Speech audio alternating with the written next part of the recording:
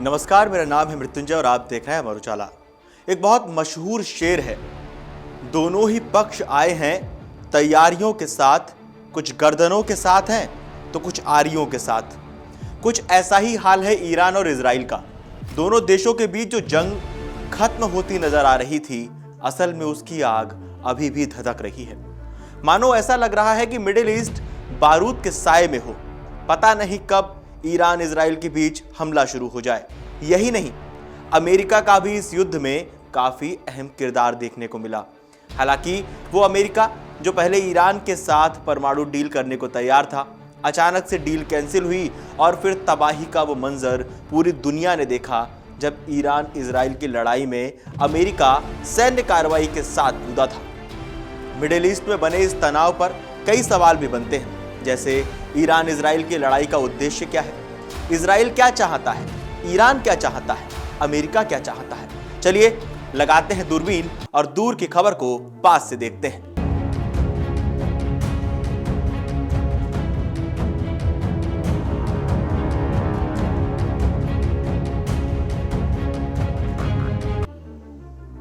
वैसे तो ईरान और इजराइल के बीच दशकों पुराना विवाद है, लेकिन बीते कुछ सालों से दुश्मनी एक प्रॉक्सी वॉर, साइबर अटैक्स और आमने सामने की सैन्य झड़पों की दिशा में बढ़ गई है।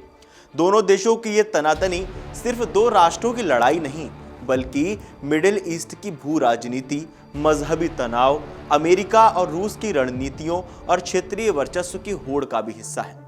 वर्तमान में ईरान इजराइल के बीच संघर्ष के मुख्य मुद्दे क्या हैं? हिजबुल्लाह और हमास को समर्थन।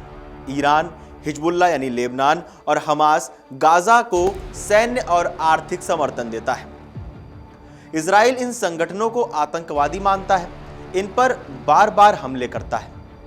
सीरिया में इसका क्या प्रभाव है? सीरिया में बशर अल असद सरकार को समर्थन देने के लिए ईरान की मौजूदगी बढ़ी है।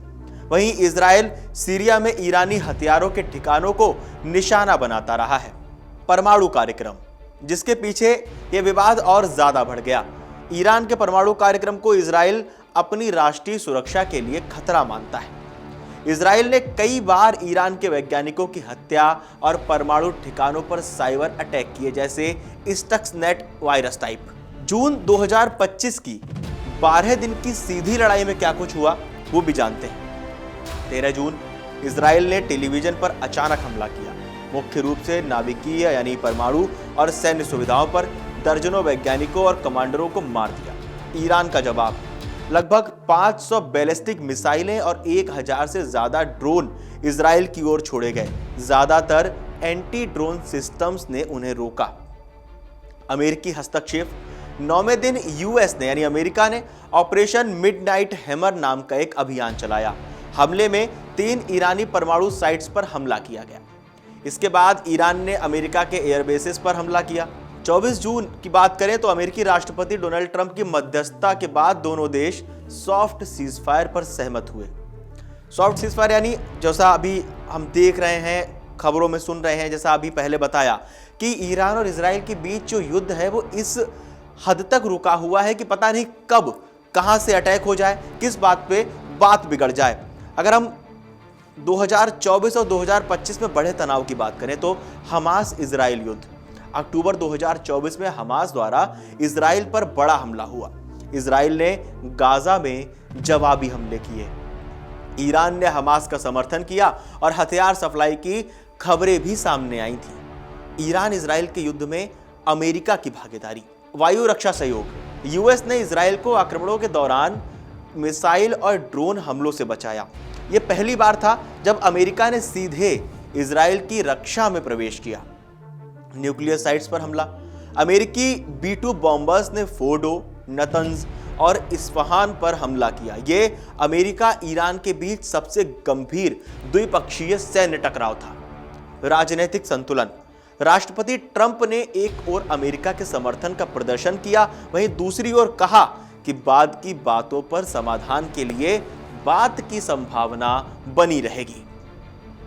क्षेत्रीय रणनीति, अमेरिकी सहायता ने क्षेत्रीय गठजोड़ों यानी जॉर्डन, इजिप्ट, यूएई, सऊदी को तनाव को नियंत्रित रखने और इस्लामी राष्ट्रों को शांतिपूर्ण समाधान पर दोबारा विचार करने के भी रास्ते खुले रहेंगे, ऐसा भी बयान दिया। हम आज यानी 13 जुलाई 2025 को जब ये वीडियो रिकॉर्ड कर रहे हैं, तब तक की अगर स्थिति की बात करें तो सीज फायर है, लेकिन स्थिति बहुत नाजुक है।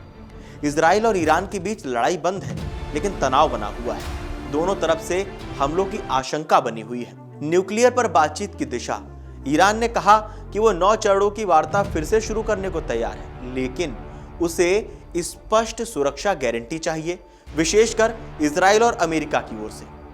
आर्थिक और मानवीय खतरे, दुनिया के तेल बाजार में अस्थिरता, मध्य पूर्व यानी मिडिल ईस्ट में ऊर्जा मांगों पर दबाव और गाजा में मानवीय संकट, सब कुछ एक साथ बंधा नहीं है।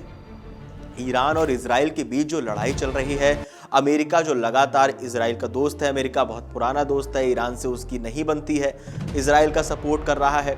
ईरान के सपोर्ट में भी हमने देखा था जब 12 दिन का जो संघर्ष चला था इजराइल के बीच, तो काफ़ी देश सामने आए थे, रूस भी उनमें से एक था।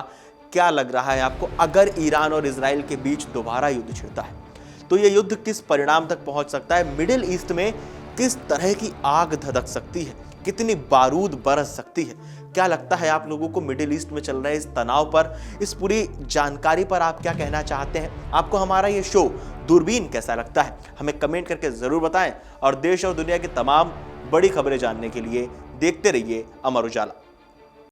अगर आप ये वीडियो YouTube पर देख रहे हैं तो हमारे चैनल को सब्सक्राइब कर बेल आइकन दबाएं और Facebook पर देख रहे हैं तो हमारे पेज को लाइक करें।